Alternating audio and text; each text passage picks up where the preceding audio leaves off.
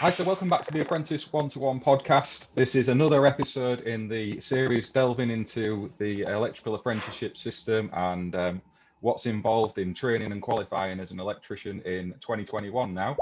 And I have another fantastic guest on with me today, and his name is Darren. How are you, Darren?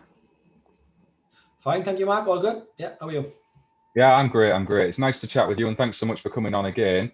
So if you just want to explain a bit about yourself and your background in the industry. So if I want to take you back to way back in the past, like myself, when you started off and what you were doing right at the beginning.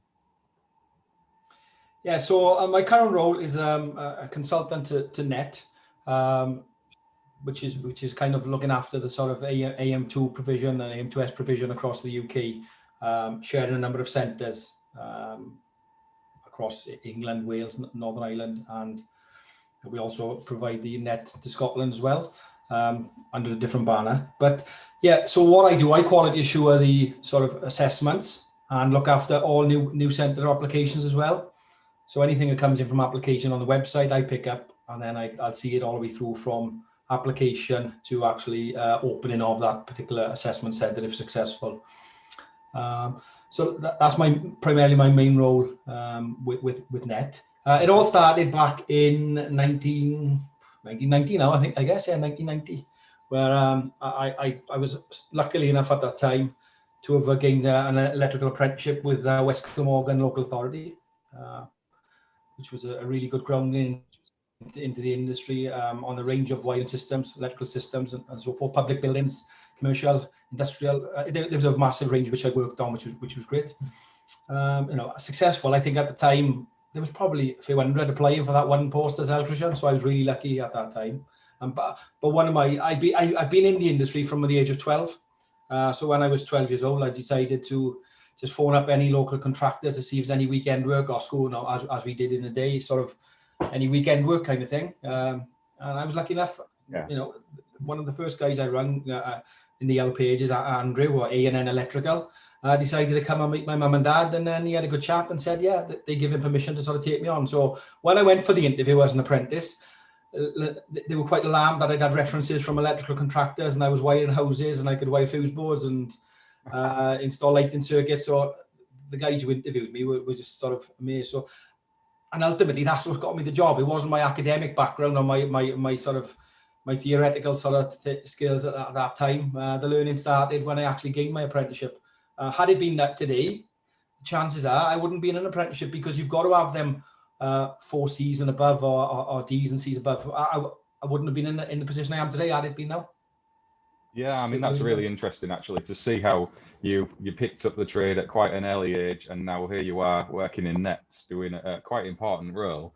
And that's kind of the primary aim of what the Apprentice One-to-One podcast is. It's showing electrical apprentices who are training now that you're not kind of defined into one area of the industry. You can go off and do all sorts of exciting and interesting things. And that's exactly what you've done. And having that interest from a 12-year-old to then press into being an electrical apprentice, full credit to you, because like you say, you couldn't do it like that now. And that's maybe a bit of a shame in a way, because look where you are. Perhaps we do need to look at some of that and supporting learners a bit better from out of school. Yeah. It was all about in my sort of. I was lucky because I could demonstrate them the application and the applying of the skills, and I was given that opportunity. But I think most apprentices these days who apply to become a successful apprentice or get on the ladder, they looked at the applications they see the grades, and they just put one side. They frowned upon because they might be the best doers and practically skilled, but they just put the one side, especially with the entry into college. You put the one side because of them, you haven't achieved them grades. No, you can't come on this training course or this qualification because you're not qualified. You haven't got the D's and C's. But my learning journey started at that age. As soon as I got that apprenticeship, it was due to engagement really with my brain. I didn't see school as really important. I just wanted to kick a football about and do my weekend job and become a footballer. The plan B was to be a panel beater and sprayer. If the apprenticeship didn't happen, I'd done a work experience as a panel beater, so I would have gone to do panel beating. That was the plan, yeah. But overall, I think that experience, Mark, is actually with a NET role filters all back into it as well, because I can understand it from an apprentice point of view with what I do. I've completed my AM2. I've done the level 1, or the part 1, the part 2, the part C, and the raft of qualifications on top of that, the short courses. So I think all this has helped me in fulfilling the role I do today, really. Yeah, fantastic. And you're referencing your role today and how what you've done in the past has led you towards where you are now. So what is it that you actually do within NET? What is the NET? What is it? There's electricians who are asking me actually, what actually is NET? They don't even know what it is. So do you want to just explain what it is that you do, what NET does? Yes. So NET actually provides the endpoint assessment or license to practice or competency test for the electrical industry. Okay. Yeah, so obviously it's the gold standard approach, which it's over 30-year-old now, which has been around, and it's the standard really, which everybody, including myself, which look up to. If you've achieved that AM2 standard, you are deemed to be that competent level to go out and practice a license of practice, to be able to perform your activities on a day-to-day basis as a professional electrician successfully. Yeah, fantastic, and that's really important actually. So with the effects of COVID that we're all kind of feeling now, I do want to touch on that a little bit, because I guess that's not an easy thing to do for the centres and even for yourselves in a way. Have you had an effect from coronavirus in the day-to-day job? Are the centres saying they're affected? I guess they've got to stick to the government guidelines and all of that as well, but is there an actual effect on the numbers coming through, for example? Yeah, so there was initially, when we had the first wave, there was a knee-jerk, well, what do we do? Nobody knew. We were all in the same position really. So again, the government were pretty, acted in their due diligence to set the guidelines out. So the first thing we were to do is to say to the centres, you have to adhere to the guidelines. Initially, all centres closed. I think there might have been one that possibly remained open, but from my recollection, there was all of them closed. Okay. To safeguard all potential candidates. Okay, so that was initial reaction. So we logged it all. So obviously these assessors have got to keep practicing as well. So we had to make a log of all these assessors who sort of were turned off, and then when they come back on system, and then one by one they sort of slowly operated. So the first one was when social distancing is introduced. We opened the centres opened back up under the social distancing sort of structures and sanitisation and the control measures under the government guidelines, and all the risk assessments for compliance with that as well. So many of the centres, and currently now they are running at reduced capacities, but we've managed to keep going. When the sort of after the first wave and the reductions came in, or the sort of strict were reduced, the strict reductions, we've managed to keep going all the way through. Assessments have gone on, in fair play to the centres involved. A lot of the ones linked to colleges closed, but a lot of the sort of privately funded ones have remained open, acting within them guidelines. Yeah, I mean, it's really important that while learners are still trying to get through their training, that the centres are able to process them, because a lot of them are still out at work. There's a few that aren't, but lots of people still out doing the day job, and they're progressing with their training. So to not have the endpoint assessment available would be a bit of a tragedy for them. So the fact you've managed to get those centres open and carry on is fantastic. Yeah, but on that, when you say out in work, a lot of the apprentices, you can imagine, have been furloughed as well. Quite amount of, and I've heard you talking about it on previous podcasts about the being furloughed. But what we've encountered, it has had an impact kind of thing on the sort of potential success rates at the time on the initial pass rate, because the ones, when we do our audits, we also pick the phone up and speak to some of these candidates who've gone through the AM2 assessment, just to find out their experience and what they'd like to say about their experience at the centre, and any feedback they may have for us. And quite a few of the apprentices I've spoken to have actually relayed the fact that they were ill prepared, because they've been laid off for the last 4, 5, 6 months, but told they had to go into the AM2 because their apprenticeship was coming to the end date. Yes. They were pretty much, their hands were tied. You've got to go in. You can't get time back on site now to practice. You've got to go in and do that, because just to get the sort of assessment out of the way. So a lot of them, a few of the apprentices I spoke to said that. Yeah, there's quite a few within Apprentice one-to-one saying the same things, that they haven't had access to lecturers at college, they haven't access to their employers out on site, but they've still kind of been remotely pressing on with the training. And then when you kind of present it with an AM2 endpoint assessment, and you've had a year of not really using your skills, it can be a bit daunting, and it's a hard task for them to kind of get through in that situation. Yeah. So looking at the actual assessment point of AM2, there's kind of three parties involved with all of that, isn't there, when you're going in towards putting yourself forward for doing it? Do you want to explain a little bit about that? Which are you talking about, the checklist now, or the personnel involved in the checklist? Yeah, sorry. The checklist. Sorry, yes. So I mean, that's the thing that the intention of the checklist is to ensure anybody coming to the door of an AM2 centre is prepared. Okay. Because historically there was so much I'm not unprepared, or I haven't had the experience. So the checklist is there to safeguard everybody involved in assessment. So the employer, the training provider, and the apprentice as well. And again, you know, they also they should sit around the table, tick them boxes honestly as possible to say if they're prepared, whether there's any inadequacies identified by that apprentice. They should be extended onto the sort of room for improvement area or further training required, and that apprentice is not ready. They're deemed not ready for assessment. There are a number of checklists which I've seen it with inadequates on, and they've just been put through for assessment.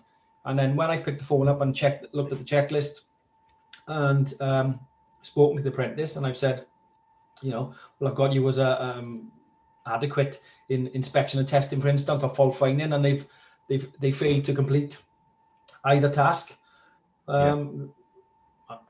They just say, well, I know I had to put adequate, or this was filled in. Some have even said, I've never seen a checklist before. Yeah, I mean, I've heard the same within Apprentice 1-to-1, that they're kind of led towards filling the form in, shall we say, in a way that's not perhaps truthful, because, you know, there's an incentive for the colleges to get the learners through. Obviously, they get payments from government for when people complete the training. The employers as well, they want to see that finished. So it doesn't seem that there's a lot of focus on the actual apprentice themselves in some situations. That's right. And they're the ones who are pinned down. Yeah. But the checklist does work. You know, I'm not saying that it does.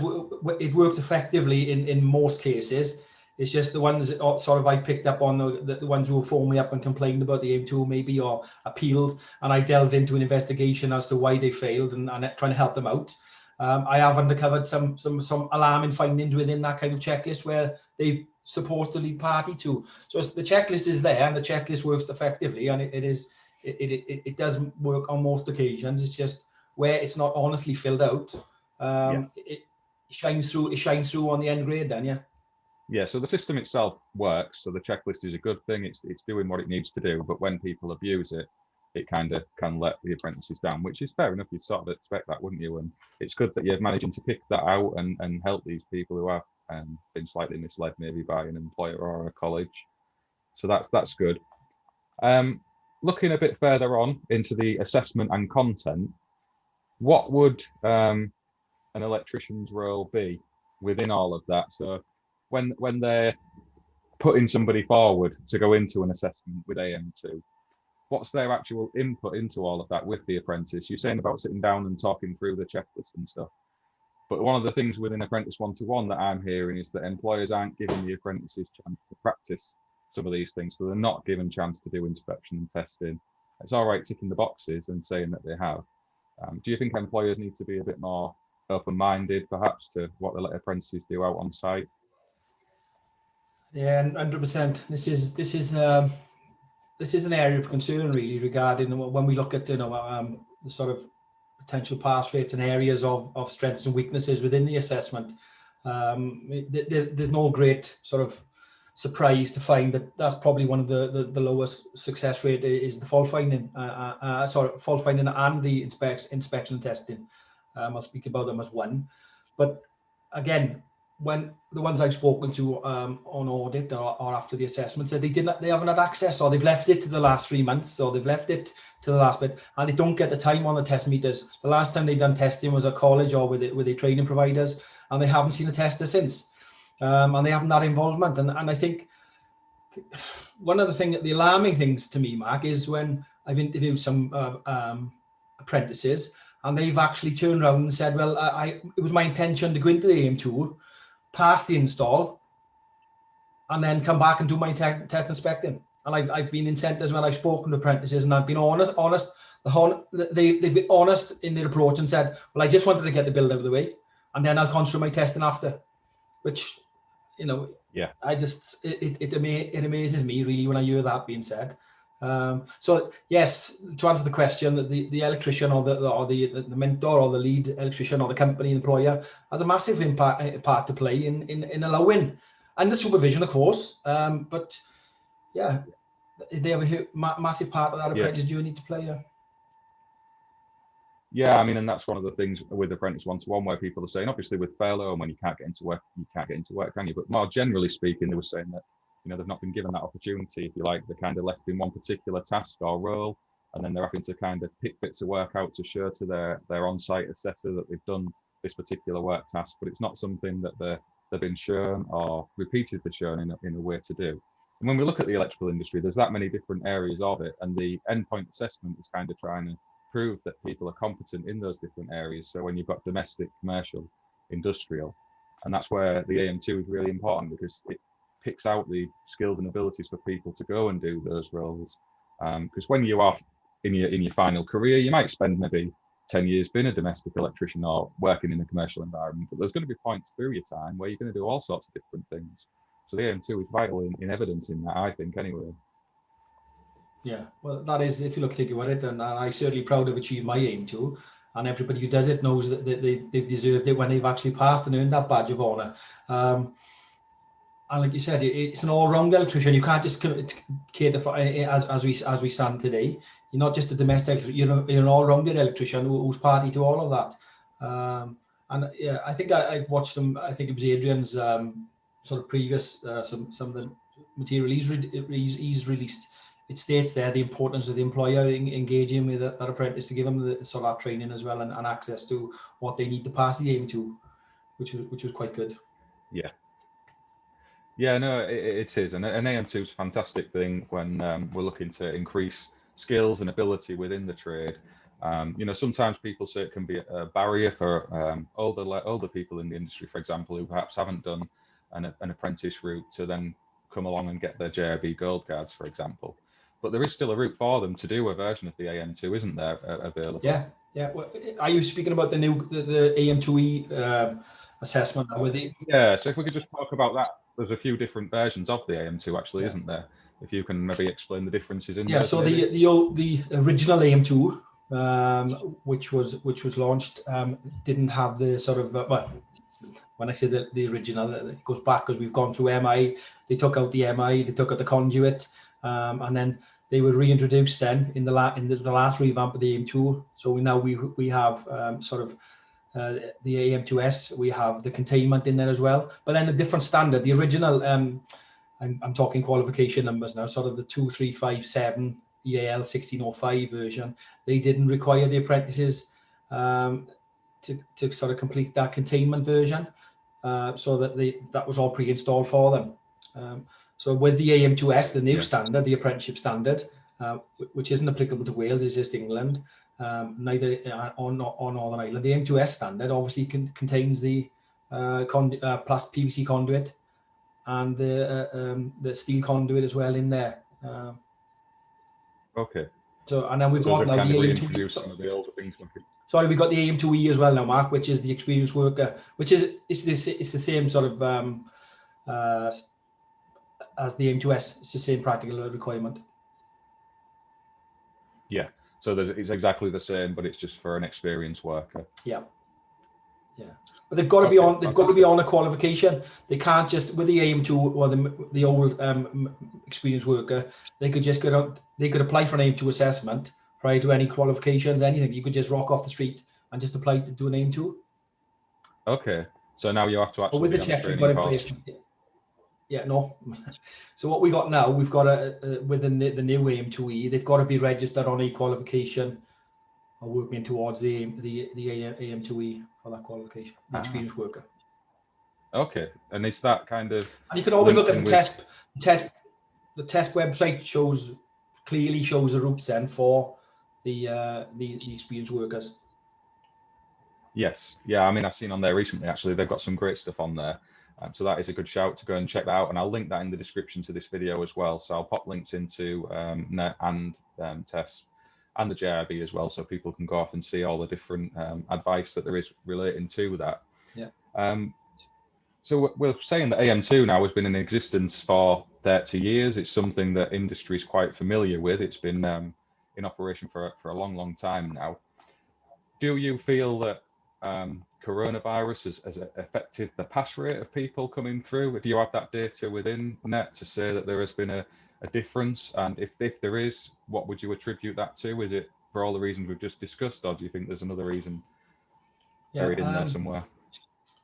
Well, it's a bit of a hot potato at the moment, this the pass rates, because there's been some recent criticism of pass rates on social media, linking it to a 7% pass rate, which was quite alarming. But yeah, the information on that sort of social media link was incorrect.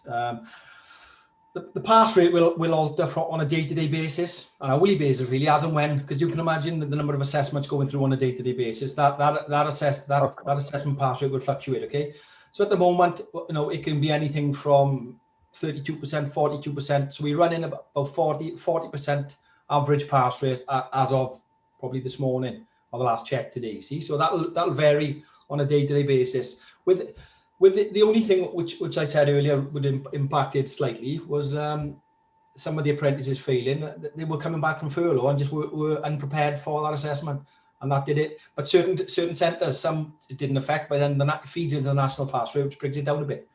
Not all of the apprentices, but some were even put in to do it on furlough. Yeah, you'd expect to see an effect, wouldn't you? I mean, that's just going to be the circumstances we're all in.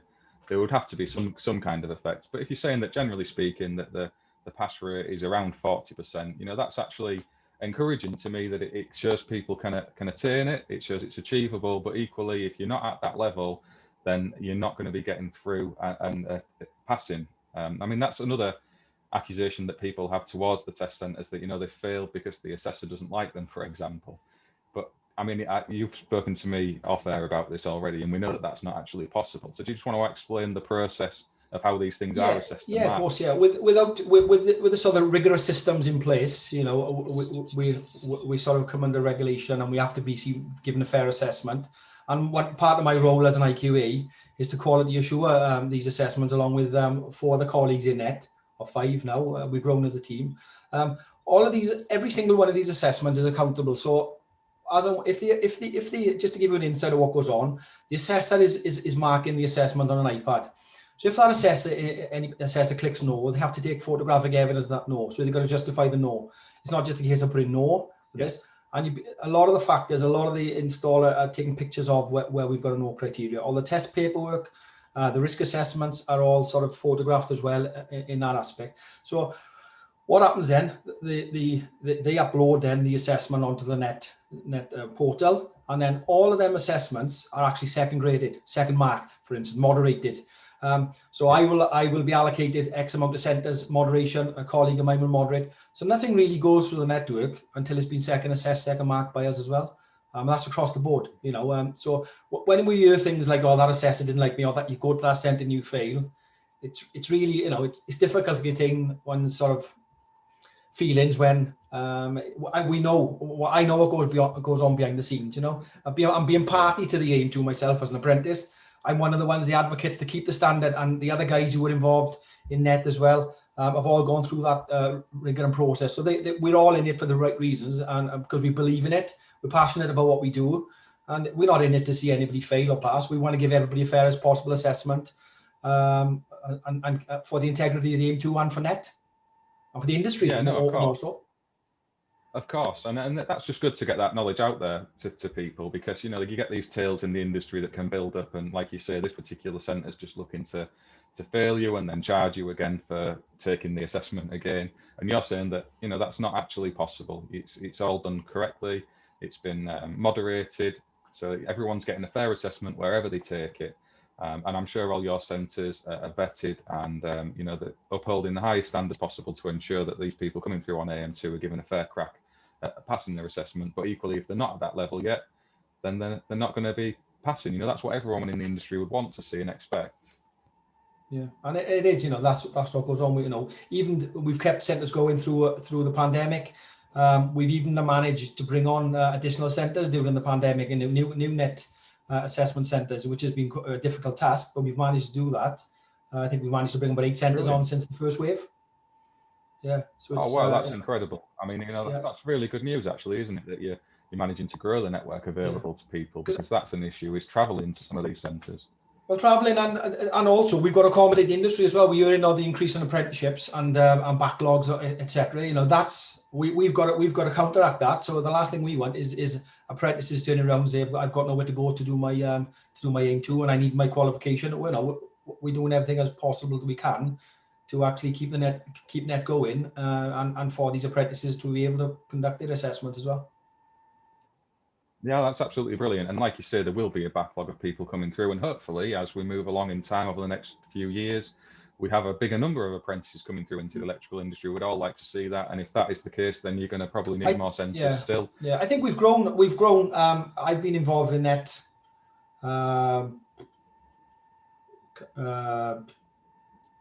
since April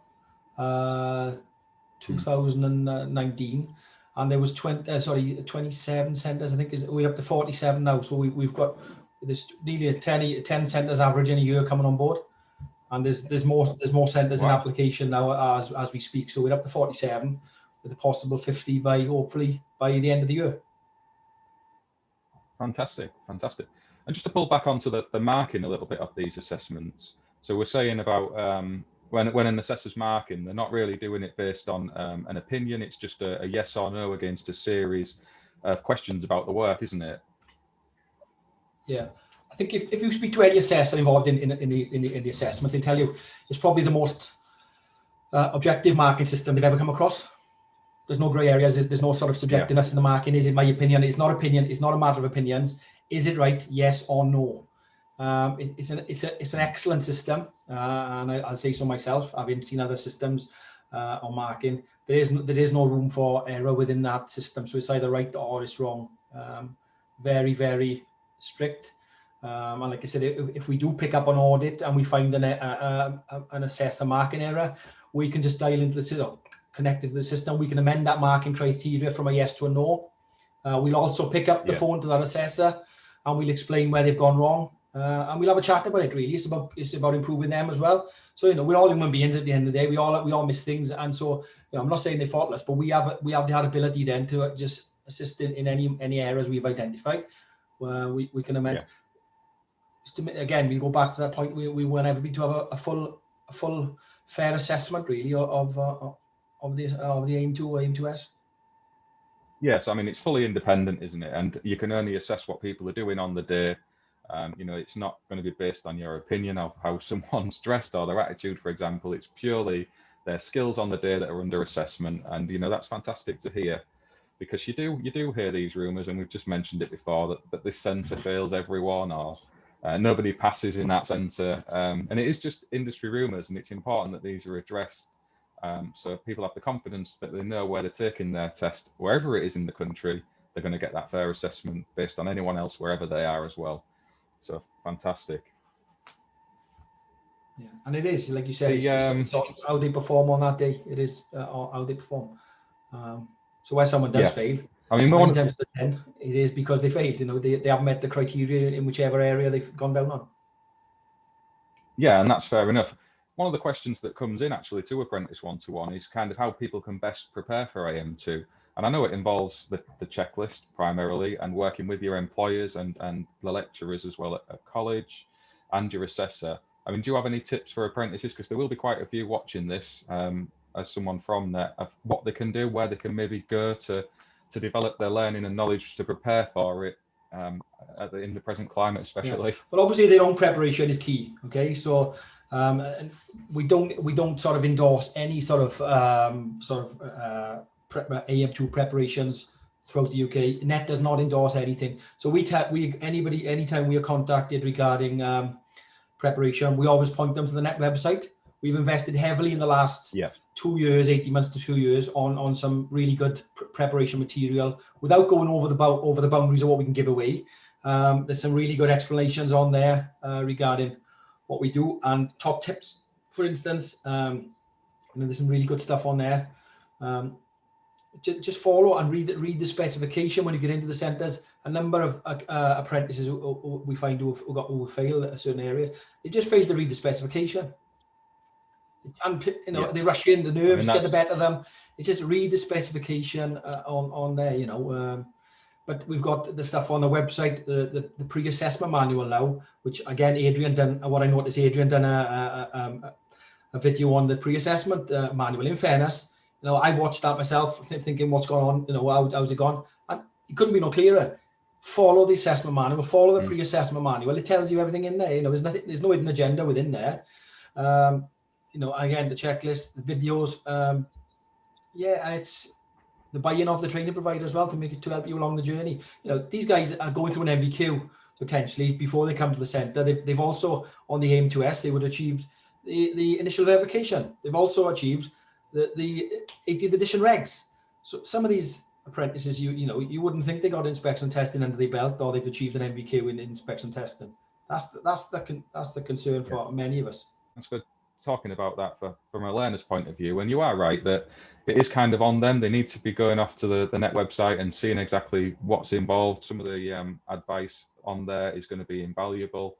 It's believing in your own training and your experience. If you don't feel like you're ready for taking that assessment, then you need to be speaking with your lecturers and your employers to get that experience and knowledge so you're ready for it.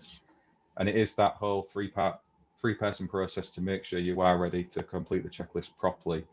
I wouldn't expect you to be telling people how to pass these assessments. That would kind of defeat the object, wasn't it? If it was a how-to, steps 1 to 10, of how you can pass your AM2, that's not going to ensure quality of anything. So I totally get that.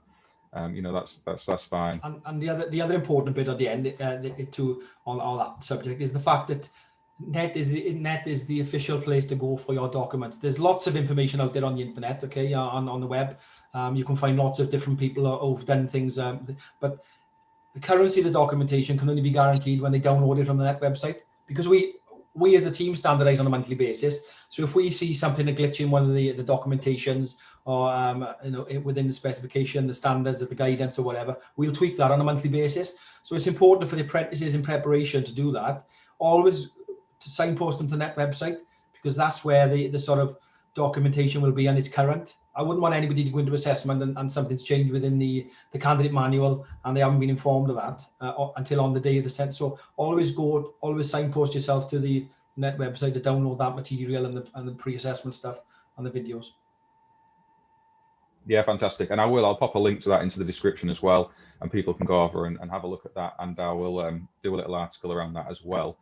So in terms of feedback to NET after someone's done an assessment, is there a process that they can go through to give you guys feedback on their experience of taking an AM2 assessment? What we do, we've got we use a company to conduct the feedback for us. So they will have a ping to their mobile phone or their device, tablet or whatever they're using, and then that'll ask them the experience of that centre.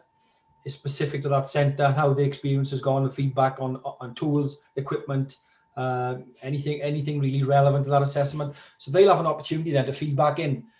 We review that data. We review that data on a quarterly basis, and then take the relevant actions if it's negative or positive with that centre. So they're always sort of we're ahead of the game really then in any sort of major concerns we have within the assessment. So again, the best people to find out how the centre is performing is the candidates or the apprentices who are attending. So if there's any glaring errors in that centre or anything going, we need to know about, we'll address that when we read the information from that feedback. And the data is second to none really across the board, what it asks. So we're able to use that information and to go forward.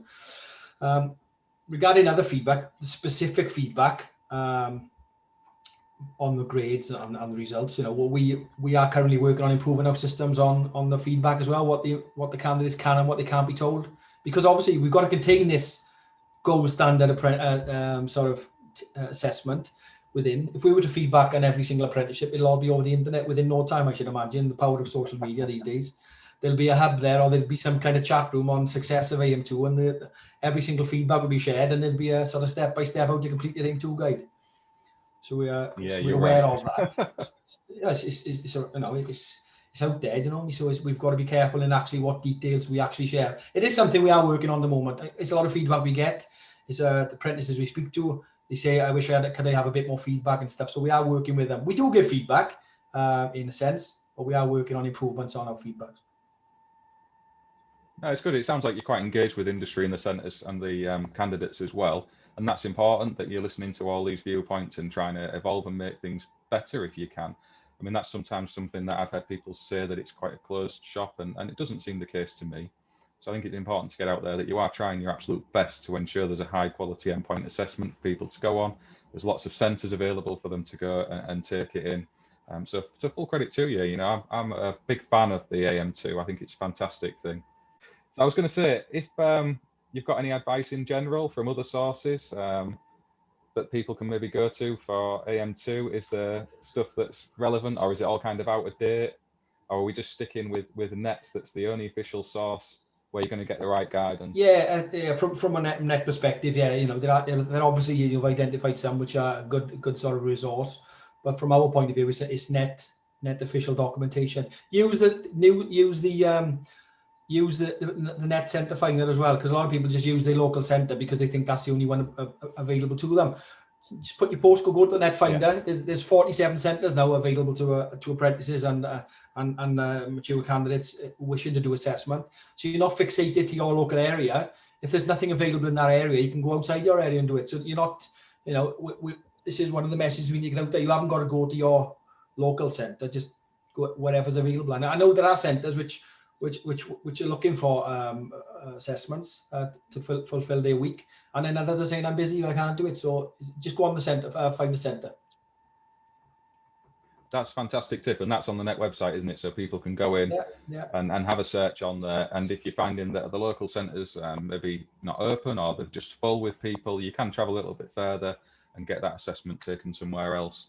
So that's a really good tip, actually. And again, that'll be linked in the description to the video, and you can go off and take a look at that. Speaking more personally about kind of the apprenticeship as a whole, Darren, do you think that we've still got a vibrant apprenticeship system out there for people to kind of work through? Because there is kind of industry accusations, if you like. This isn't speaking about the AM2. This is just more generally that, you know, that it's kind of been devalued through time, and that some of the people coming through now don't have the right skills and ability. I'm trying to get a more positive message out there that that's not the case. It's certainly not the case from the people I'm speaking to. So what do you see it? How do you see it? Well, on the previous sort of podcast, I've picked up on some of the vibes from there. We've talked about employer involvement, engaging with the apprentice more to give them that sort of setup to come into AM2, and they are a key player in that. What I'm finding, and obviously I used to be an EV with the AL as well, what I do find is and I've heard it branded, the attainment. This word attainment is quite a strong word in achievement. So I think we're driven by funding, and we're driven by attainment these days of completion of apprenticeships. So maybe that apprentice isn't ready, but the apprentice has got no choice. So I truly believe we're driven by attainment rather than quality of that apprentice at that moment in time. Some people learn at different rates. Yes. Some people will be quicker learning, some people will be longer, but we're all driven by this key dates and completion dates. And sometimes that can add pressure to that apprentice to fit, you know, and it has a knock-on effect as well. So yeah, I think it's the word attainment is branded around a lot. I think we just need to understand what you can achieve in that time, and what everybody's different there, Mark. So that's one of my concerns, is we're more meeting a timely completion date rather than a learning journey, which is going to get us to the sort of utopia of our trade. So that's probably the most diplomatic answer I can give you at that time. Yeah, no, that's fair enough, and you know, you are right that, you know, that it is about getting that quality there, and it could take longer than is perhaps the industry norms for some people, and that's not a bad thing. You know, it's just the different way people learn and the circumstances they're in. So, you know, where we do have these time pressures, especially where colleges have got to hit certain markers to get the funding from government, you know, that does play a part. We know it does.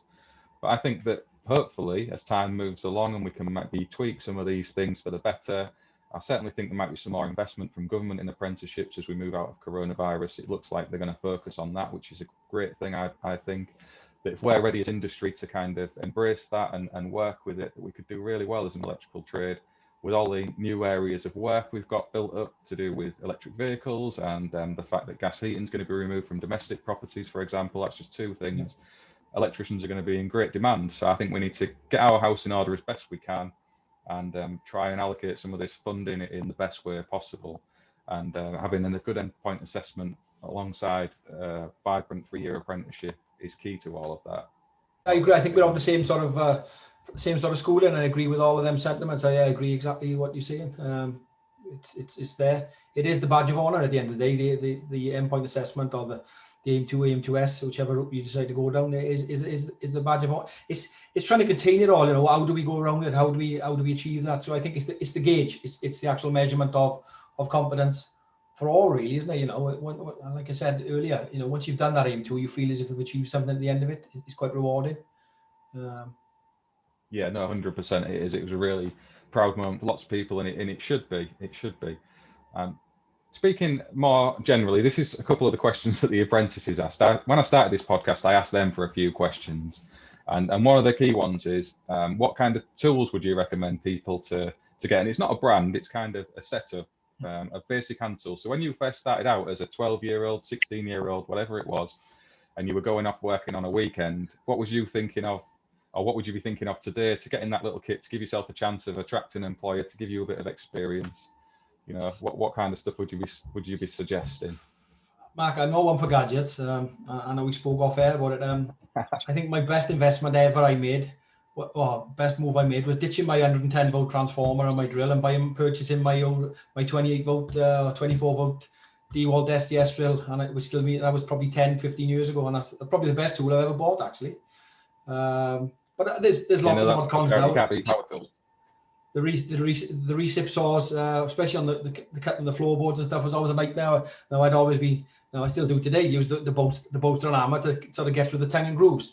The recip saws I find excellent. The multi tools are brilliant. You know, there's so much fantastic stuff. The rods, the magnetic rods I've used, you know, they just make the job so much easier in all walks of life. Yeah. So probably if I had a choice. That's it with a day job. Yeah.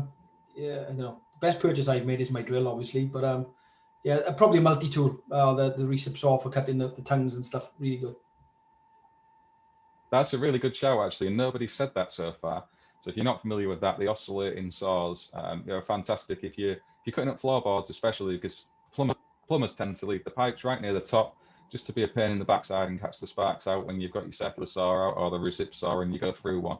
So if you've got a little multi-tool, they're brilliant because you're not going to go through any pipes with one of those, or not without being a bit heavy-handed anyway. Yeah. So good shout, Darren. I like that, actually. That's a nice one for apprentices to look out for. I want to thank you, actually, for coming on. I know we've had a good setup getting this organised. You've put a lot of time into preparing a podcast with me on this one. So thank you for doing that.